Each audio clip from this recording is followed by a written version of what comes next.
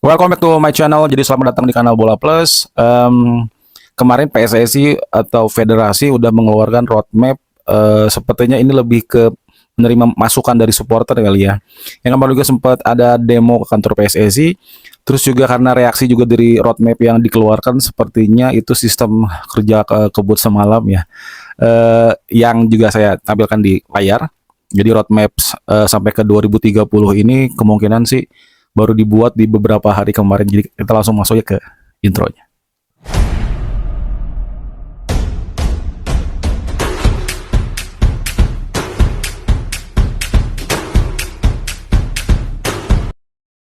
Lagi-lagi saya disclaimer bahwa pastinya setelah saya buat video ini, buat teman-teman yang juga udah sering nonton video saya, pastinya kalian juga sudah lebih tahu dan mungkin juga tahu semua ya untuk semua dinamika atau berita tentang sepak bola Indonesia, baik liganya maupun timnasnya. Jadi beberapa hari kemarin PSSI baru saja mengeluarkan atau meluncing roadmaps sampai ke 2030. Itu lebih ke di mana blueprintnya adalah kemungkinan lolos 2030 ya, yang sebenarnya sempat direvisi 2034 wajibnya. Nah ini saya juga nggak terlalu banyak sempat baca, tapi bisa lihat di layar juga. Sekalian saya cek juga, ini 2026 ini artinya tahun depan akan ada turnamen Piala ASEAN, terus juga FIFA Matchday pastinya. Terus juga ini targetnya adalah top ranknya adalah 110 peringkat FIFA-nya ya. Terus naik ke 2027, eventnya yang utama adalah Piala Asia, yang pastinya Indonesia atau timnas nggak perlu lagi langsung lewat kualifikasi, nggak seperti yang sekarang banyak negara ASEAN ikut kualifikasi yang hanya meloloskan juara grup saja. Karena Indonesia kemarin sempat bagus di dua event sebelumnya gitu, baik junior maupun senior, jadi langsung lolos ke babak fase grup. Dan di Arab Saudi ini tuan rumahnya, targetnya adalah 2027 ini quarter final, artinya 8 besar, melebihi langkah di tahun kemarin terakhir itu 16 besar ya. Itu juga kalau nggak salah formatnya 16 besar itu kalah dengan Australia kalau nggak salah 3-1. Terus juga ininya adalah target top ranknya adalah 95 peringkat 90 besar ya. Terus masuk lagi per tahun nih 2028, ini lebih ke ini ya, secara keseluruhan di kualifikasi Piala Dunia.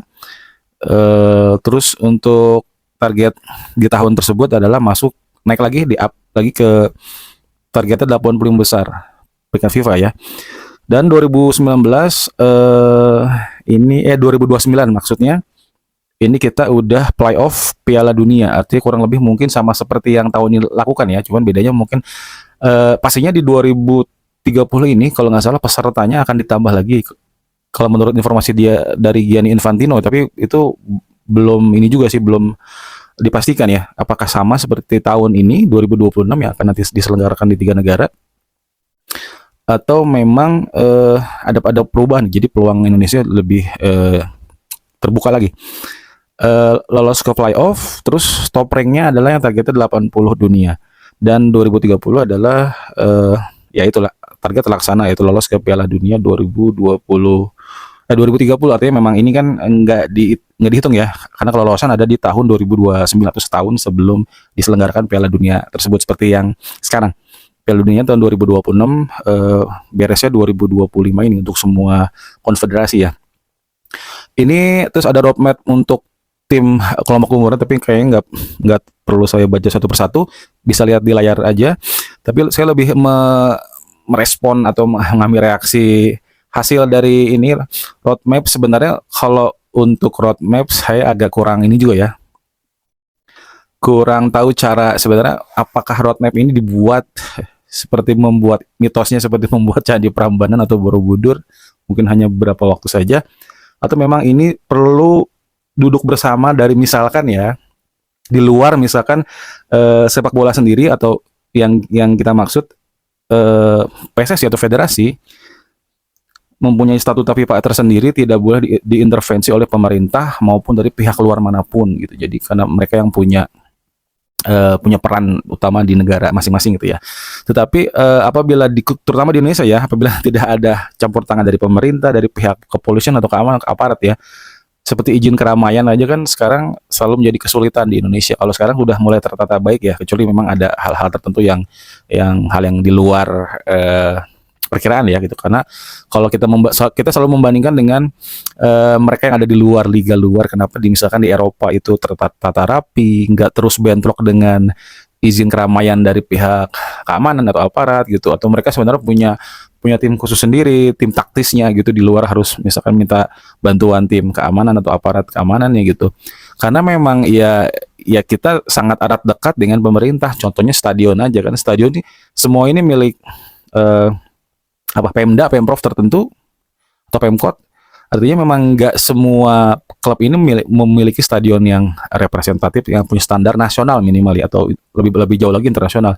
Rata-rata itu dibangun dengan ya mungkin miliaran, triliunan, kembali lagi dari anggaran dari daerah tersebut atau mungkin dari pemerintah langsung gitu. Artinya memang sangat sulit untuk bilang klub ini memiliki stadion sendiri atau gimana pun, semua pasti ada campur tangan dari pihak pemerintah daerah tersebut gitu ya, atau pemerintah kotanya. Jadi ya kita nggak bisa pisahkan dari unsur pihak di luar itu ya, misalkan contoh negara atau pemerintah. Buat saya, apakah memang bisa gitu duduk bersama antara mungkin federasi gitu dengan mengajak dari beberapa pihak pemerintah gitu yang lebih tahu tentang soal sepak bola maupun unsur-unsur ininya gitu.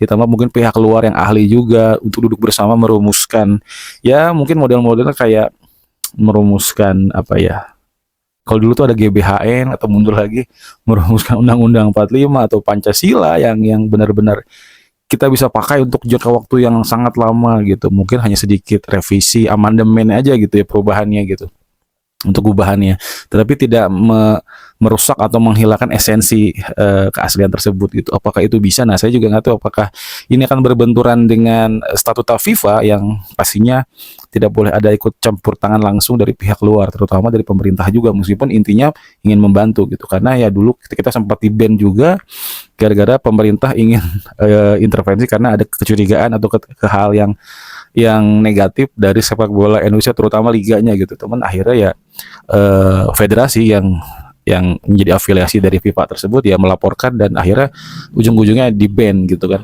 Ini yang sangat kita tidak mau. Nah, tetapi kalau misalkan kita lempar langsung ke federasi, seperti yang juga kita tahu di Indonesia ini dari semua bidang ini nggak ada yang benar-benar punya ya mungkin plan jangka panjangnya gitu ya.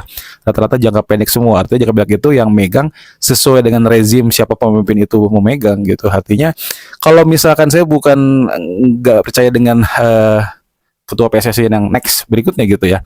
Karena di sebelum-sebelumnya pun banyak beberapa proyek yang akhirnya ditinggalkan, dibikin ulang atau baru lagi versi dia sendiri gitu. Saya bukan bilang waktu zaman Pak Iwan Bule itu jelek, enggak semua, misalnya banyak yang bagus. Nanti Erick Thohir akan meninggalkan legacy juga pasti, nanti next ketum juga pasti akan ambil, tapi apakah akan meneruskan ya inilah blueprint atau inti dari plan jangka panjang tersebut gitu. Dan ya yang seperti kita tahu kan zaman dulu aja ganti menteri, kita zaman kita sekolah gitu, ganti menteri ganti lagi gitu aja sistem ajaran ini ya, ajaran ininya ya, sekolahnya gitu, pendidikannya. Jadi nggak pernah benar-benar langsung makin berkembang, jadi dari ulang lagi dari nol lagi. Nah ini yang sepertinya kayaknya bukan di sana, kayaknya merembet ke semua bidang atau aspek. Ganti, bisa jadi ganti rezim ketua umum, ganti lagi dia punya ide tertentu, dia punya like and dislike lagi, pemilihan atau cara pandang ya seperti yang kita lihat juga kan di berbagai daerah, baik pemimpin daerahnya pasti dia punya goals yang sendiri yang mungkin nggak sama dengan pemerintah sebelumnya gitu, pemimpin sebelumnya. Nah, ini yang sangat ditakutkan kalau misalkan dibuatnya oleh PSSI sendiri gitu, yang saya lihat ya mungkin saya salah, ini pandangan orang awam dari saya gitu ya. Kalau yang buat PSSI sendiri atau federasi, mungkin dari Erick Thohir ketua umum PSSI, mungkin dari exco-nya sendiri, nanti akan berimbas kepada ganti rezim atau ganti ketua umum, akan ada yang beberapa diubah, dihilangkan, mungkin akan dibuat ulang gitu. Diketakutkan seperti itu gitu. Bukan berarti yang baru ini punya ide lagi atau yang era Erick Thohir ini jelek. Ya karena ya kita berkaca dari sebelum-sebelumnya juga seperti itu. Makanya kenapa banyak pemimpin dari zaman dulu mau bertahan sangat lama ya ini gitu karena mereka ingin menjaga keberlangsungan dari program tersebut. Tetapi efeknya apa? Efeknya ya menghasilkan banyak kecurigaan lagi kan. Misalkan adanya kemungkinan korupsi atau hal-hal negatif lain gitu yang ditakutkannya kalau berkuasa bertahan sangat lama. Nah, saya mikir apakah misalkan seperti kemarin waktu kejadian Kanjuruhan tersebut ada transformasi sepak bola dari beberapa pihak luar diajak gitu untuk merembuk menghasilkan keputusan, apakah kalau bikin roadmap itu sebaiknya seperti itu atau memang dari FIFA sendiri harusnya PSSI. Tapi kalau lihat dari situasi Indonesia yang nggak berubah di tiap zamannya, setiap ganti pemimpin ganti lagi programnya ya apapun itu ya dari bidang apapun, itu yang sangat saya takutkan gitu. Dan kayak mungkin itu blueprint yang dibuat oleh PSSI era Erick Thohir ya sampai 2030 ya, karena Erick Thohir akan berakhir kepemimpinannya di masa tahun 2027. Artinya mungkin dia ingin menyelesaikan, kalau ini benar programnya goals ya gitu, sampai dia meninggalkan legasi bahwa nanti mungkin setelah berakhir di tahun 2028 ini berada efeknya gitu apa yang ditinggalkan oleh era kepemimpinannya gitu kan. Atau juga nanti 2028 tersebut ganti pemimpin berubah lagi gitu roadmap. Nah itu yang kembali lagi saya takutkan. Nah, apakah dirasa realistis atau tidak itu kembali ke masing-masing baik ya pencinta sepak bola Indonesia, baik supporter timnas, pencinta sepak bola ini khususnya atau pengamat gitu. Pastinya ada opini-opini yang pro dan kontra gitu, apakah ini realistis, bagus atau tidak. Ya meskipun kadang itu kita lihat terlalu formal aja gitu, karena ya nggak ada blueprint atau roadmaps yang realistis. Semua ingin ingin mendongkrak mimpi gitu. Jadi kayak ya bukan muluk-muluk, pasti kan kita ingin menembus asa itu gitu kan. Nah, cuman ya kembali lagi ke fondasi awal gitu. Saya selalu terus membahas atau mencepil seperti target-target ranking atau ranknya yang akan terus naik di tiap tahunnya. Karena dari era Sintayong pun terakhir itu kita di 100 berapa 70 ya, 180. Bisa sampai 100, terakhir itu 100 berapa 30 atau 20 lebih. Itu kurun sangat lama, itu 4 tahun lebih ya gitu kan. Ini dengan jangka waktu yang kurang lebih sama 5 tahun kita ditargetkan masuk ke 80 besar. Artinya ini 40 peringkat lebih ya kalau Indonesia nggak turun nih. Seperti yang sudah saya sering tadi spill lagi bahwa FIFA Matchday bulan ini Indonesia timnas seniornya libur. Jadi diketikan sesuai dengan arahan Ketum Erick Thohir bahwa yang main di FIFA Matchday adalah timnas U23 atau 22 lebih tepatnya. Tim asuhan Indra Sapri ini persiapan SEA Games lebih mematangkan lagi. Terus juga lawannya cuma satu, Mali U22, tapi mainnya 2 kali. Ya kita ibaratkan home away lah, atau misalkan kalau kita kalah masih bisa revenge lah gitu. Ini lebih ke modal zaman dulu. Jadi kita ngambil paket hemat, mungkin biar biaya akomodasi dan transportnya nggak terlalu berat. Jadi hanya mengundang satu negara saja, bisa main 2 kali ya, syukur-syukur bisa menang 2 kali dan nambah poin rank di FIFA-nya gitu. Cuman ya kita nggak pernah benar-benar dapat lawan dengan pengalaman yang lebih kalau cuma satu negara aja gitu. Di luar lawan Mali, artinya U23 ini tier 2, tier 3 sepertinya ya. Jadi poinnya pun kayaknya nggak terlalu signifikan, nggak berpengaruh gitu. Jadi jangan berharap kalaupun menang kita akan ranknya naik gitu. Meskipun kemarin hasil di laga pertama kita kalah 0-3 kalau nggak salah. Banyak netizen yang sedikit menyerang atau menghujat Indra Sapri sebagai coach. Tapi kalau saya ini lebih ke menganalisa aja dari squad timnya maupun cara main mereka ya. Pendekatan dari Indra Sapri mungkin harusnya ini memang ekspektasinya kita bisa lihat lebih ya, karena pemainnya ini pemain yang sepertinya sudah lama bermain bersama di timnas meskipun kelompok umur ya. Dengan tambahan beberapa pemain tambahan plus pemain abroad juga yang join, ada tambahan yang baru sih Mauro Gisra aja sih, pemain lainnya Ivar Jenner, Rafael Struijk yang memang udah sering jadi langganan timnas ya di era Sintang juga meskipun kelompok umur maupun senior.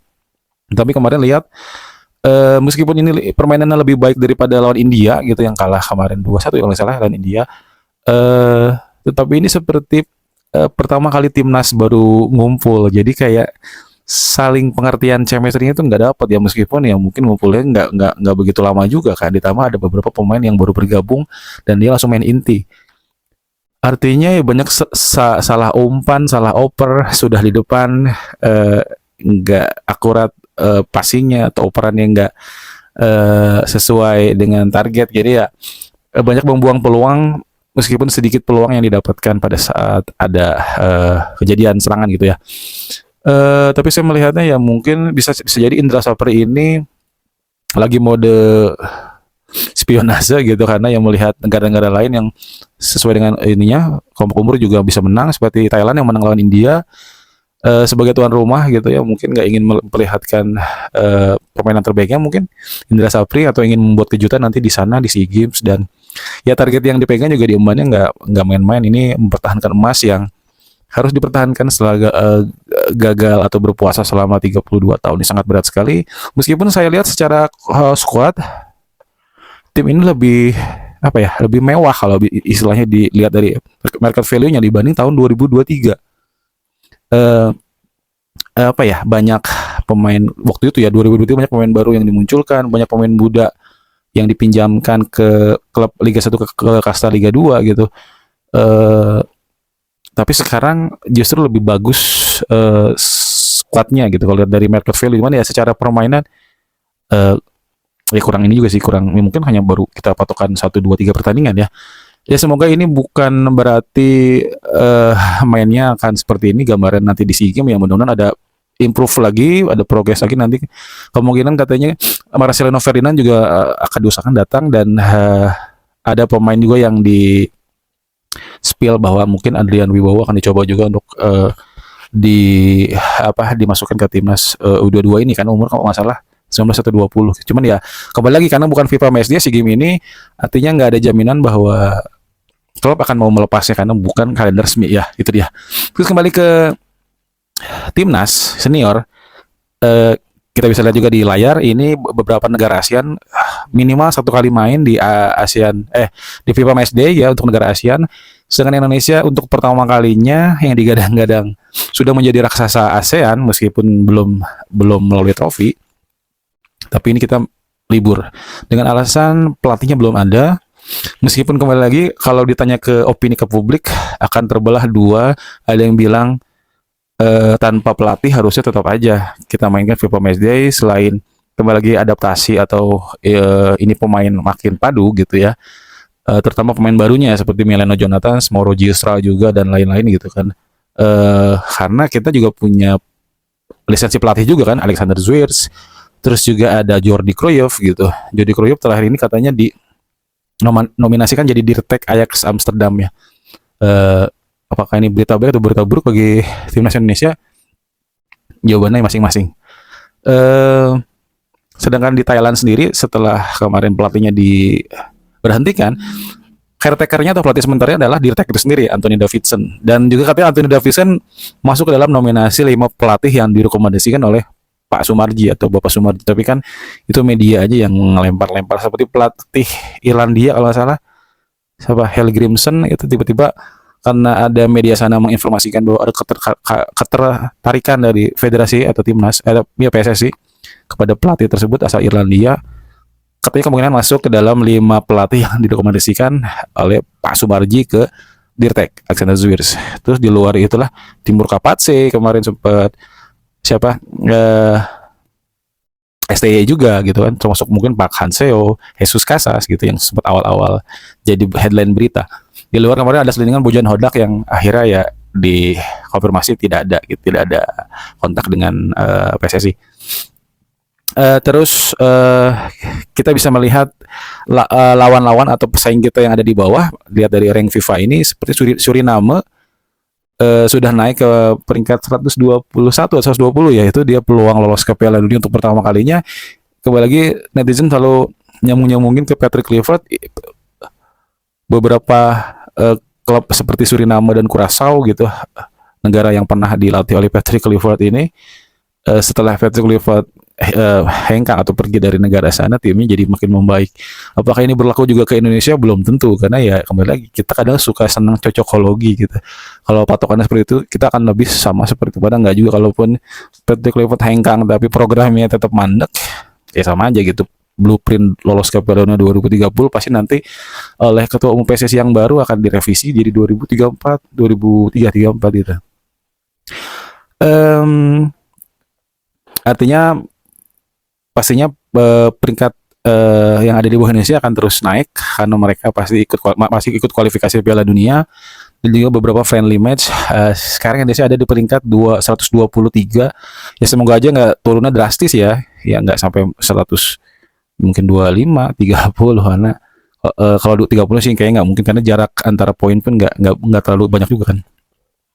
Ya semoga tadi roadmaps ini benar-benar dijalankan dengan bagus. Cuman dari kemarin launchingnya atau dikeluarkannya cuma 3 page aja atau 3 lembar aja roadmap ini. Artinya memang ini sepertinya hanya diskus kilat aja gitu. Beda sama mungkin saya pernah lihat Jepang atau Korea ya, dia punya seperti satu bundling gini.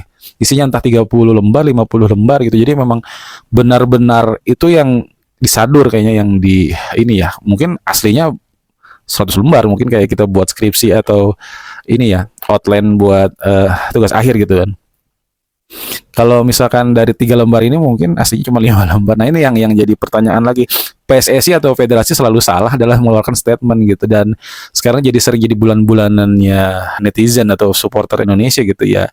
Yang saya rasa juga ini bukan keterlaluan sih, agak terlalu mendiskreditkan ketum PSSI gitu, Erick Thohir yang dulu sempat diagung-agungkan menjadi penyelamat sepak bola Indonesia pada saat lagi di Kanjuruhan. Erick Thohir sebagai Menteri BUMN tiba-tiba mendapatkan amanah dari presiden katanya untuk ke FIFA ketemu Infantino, dan akhirnya kita nggak di-ban gitu. Mungkin berkat Erick Thohir dengan kedekatan dengan Infantino dan nama besar di Eropa khususnya sepak bola gitu, dan ya bisa ngajak beberapa pemain dunia untuk laga amal gitu, untuk meyakinkan bahwa Indonesia itu aman.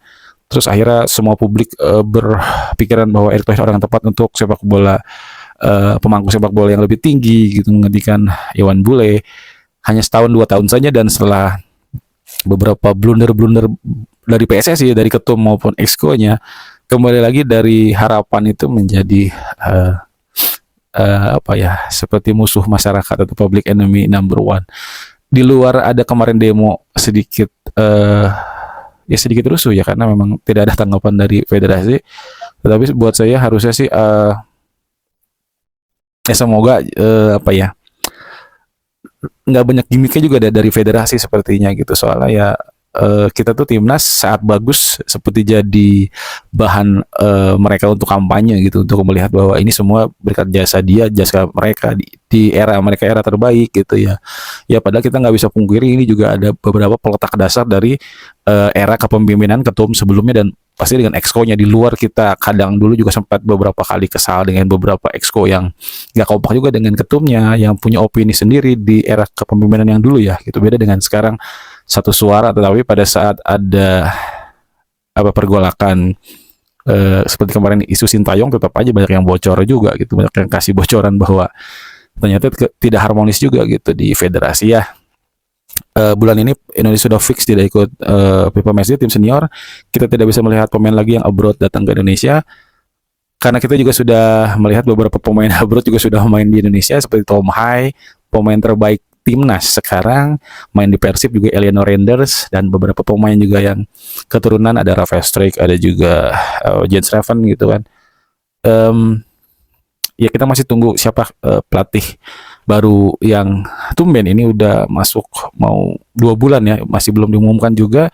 Informasi terakhir yang bisa diprediksi bahwa Januari sih sudah bisa diumumkan ya, karena meskipun FIFA Matchday lagi akan ketemu di bulan Maret, tetapi kayaknya nggak mungkin Februari deh, tetap harus ada jaraknya juga gitu, karena Februari itu udah pasti jalanin program, dan Januari itu sudah harus dapat siapa orangnya ya. Semoga siapapun pelatihnya nanti, kandidatnya juga belum diumumkan ya, akan sesuai dengan karakter dan kemauan netizen. Kadang itu PSSI itu goyahnya itu gampang kena gelombang netizen sih gitu kan. Di luar mereka sebenarnya juga punya otoritas untuk membela diri ya, tapi selama ini nggak ada pembelaan yang kuat, lebih ke apa selalu eh, mengalihkan perhatian aja ke mana gitu. Oke, terima kasih yang sudah menonton video saya. Sehat selalu, sukses selalu dimanapun Anda berada. Salam olahraga.